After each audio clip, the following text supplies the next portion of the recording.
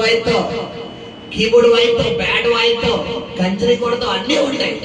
At the same time బయటికి వెళ్ళాక DJ DJ DJ అదో పక్కన పక్కన ఇక్కడ వచ్చింది ఊపిచ్చేస్తాం. కొంతమంది చూడండి ఆ బయట బ్రాండ్ పడుతుంది, వీళ్ళకి గజ్జన గజ్జన రైట్ ఊపొచ్చారు. ఆ ఊపి రాకూడదు, ఆ ఊపి రాకూడదు. ఊపి వస్తుందంటే ఇంకా మన మ్యాటర్ ఎక్కడో తేడా ఉందని అర్థం. గమనించు. తాడు వంతు దేవుళ్ళో ఉంటావు, ప్రార్థన చేస్తావు. వాక్యం ఎలా ఉంటుందంటే ఒక తీర్మానం తీసుకుని వెళ్తాం, రేపటి నుంచి ప్రతిరోజు ప్రార్థన చేస్తాను, ప్రతిరోజు వాక్యం చదువుతాను, ప్రతిరోజు చదువుతూ ఉంటాను. గట్టిగా 10 రోజులు వెళ్తాను. 11వ రోజు ఇంట్లో సునామీ వస్తుంది, తుఫాన్ వస్తుంది. ప్రార్థన లేదు, ఏం జరిగింది నా జీవితంలో? ప్రార్థన లేదు. వాక్యం ఎందుకు వచ్చింది నా బతుకు? సత్యమా? 3 అనుభవంలో నెగిటివ్ మాటలు కూడా ఉంటాయి. ఫైనల్ అనుభవంలో నెగిటివ్ అన్నది నీ నోట్లో వచ్చి, ఎందుకు నువ్వేం ఫీలింగ్ లో ఉన్నావు? ఇంకా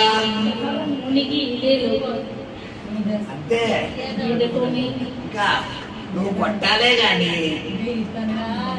నది వస్తానే ఉంటది. గోదావరి నుంచి కృష్ణా నది, కృష్ణా నది నుంచి కావేరి నది, కావేరి నుంచి యమునా నది, యమునా నుంచి గంగా నది, గంగా నుంచి సరస్వతి, సరస్వతి నుంచి తుంగభద్ర. నువ్వు చెయ్యాలే కానీ నదులు వస్తానే ఉంటాయి. ఫైనల్ గా సముద్రం అంటారు. సముద్రం కూడా దాటేస్తానంటే ఇంకో సముద్రం వస్తుంది. ఇప్పుడు చెప్పండి, ఏ అనుభవం కావాలి? పిల్ల కాలువలు కావాలా, ఆ సముద్రాలు కావాలా? సముద్రం అంటే దేవుళ్ళే ఎక్కువగా లేవు. ఒక మాట చెప్పి ముగిస్తా. నువ్వు ఈదేటప్పుడు పరిస్థితులు చాలా నీ మీదకి వ్యతిరేకంగా వస్తాయి. నేను దాడి చెయ్యాలని చూస్తాయి, ఎలాగైనా నా నదిలో ముంచేద్దామని చూస్తాయి. కానీ ఆ నదిలో నువ్వేం చెయ్యాలి? ఎలాంటి మాటలంతా తెలుసా? ఏం చేస్తున్నావు? ప్రార్థన ఏం చేసేది దేవుడు నీకు? నీకు ఏం జరిగింది? చూడు, ఆ చూడు ఎంత బాగున్నారో, చూడు ఎంత బాగున్నారో, ఆ చూడు పైకి బిల్డింగ్ కట్టేసాడు, కారు మీద కారు కూడా ఎత్తున్నాడు, బండి మీద బండి, నువ్వెందుకు ఎలా ఉన్నావు అంటారు. ఇప్పుడు అవును కదా నా జీవితం అన్నామనుకో, ఈత మధ్యలో ఎక్కడ ఆగిపోతే మధ్యలో ఆగిపోతుంది. మధ్యలో ఆగాల, గమ్యానికి వెళ్ళాలా? అది నీ జీవితంలో గమ్యానికి వెళ్ళాలి. హల్లెలూయా. 4 అనుభవాలు చెప్పాలి. నువ్వు అప్పుడప్పుడు ప్రార్థనకు వచ్చి ఒక అనుభవం, మోకాళ్ళ ప్రార్థన చేసేది ఒక అనుభవం. కొంతమంది మోకాళ్ళ అనుభవం దగ్గర ఆగిపోతారు. ఇదే వరం అనుకుంటారు. అది వరమే, అదొక పునాది, అదొక పునాది. ఇంకా అనుభవాలు ఉన్నాయి. గమనించండి, ప్రభు సన్నిధిలో నా ప్రారంభ స్థాయి దర్శనాలు చూసే అనుభవం. 2004-05 ఆ ప్రాంతంలో దర్శనాలతో ప్రారంభమైన దేవుడితో నేను మాట్లాడాను.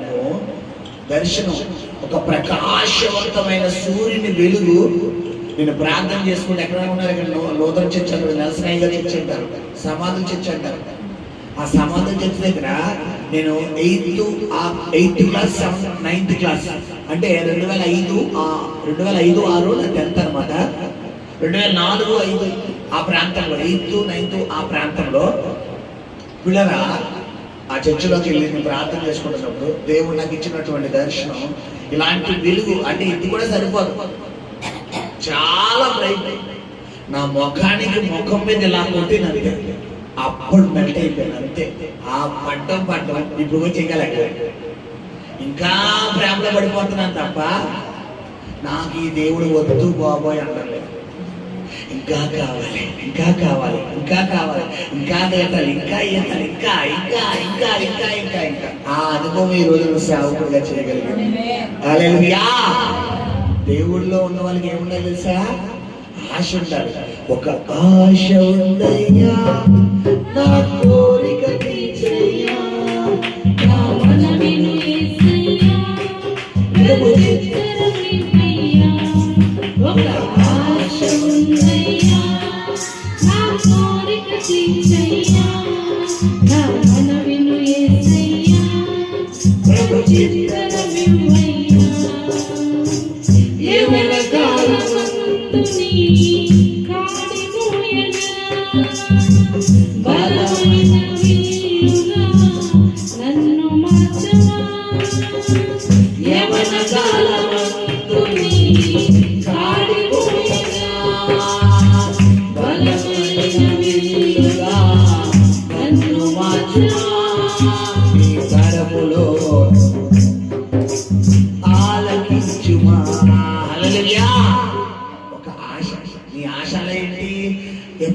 ఎప్పటికైనా ఇల్లు కట్టాలి, అదేనా ఆశ?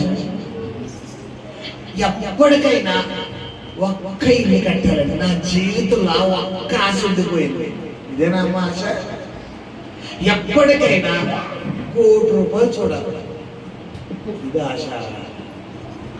ఎప్పటికైనా BMW కార్లో ఎక్కాలి, ఎప్పటికైనా ఎమ్మెల్యే అవ్వాలి.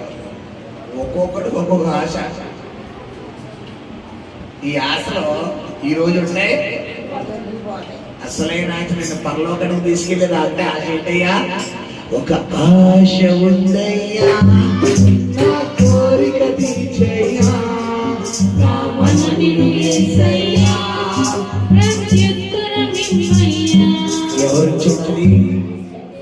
యేసయ్యను చూడాలనే ఆశ, ఆయన స్వరము వినాలనే ఆశ, ఆయనతో మాట్లాడాలనే ఆశ, ఆయన పాదాలను గుర్తు పెట్టుకోవాలనే ఆశ. ఇదే మనం ఉండాలి. హల్లెలూయా! ఇట్టి కృప దేవుడు మీకు అనుగ్రహించును గాక.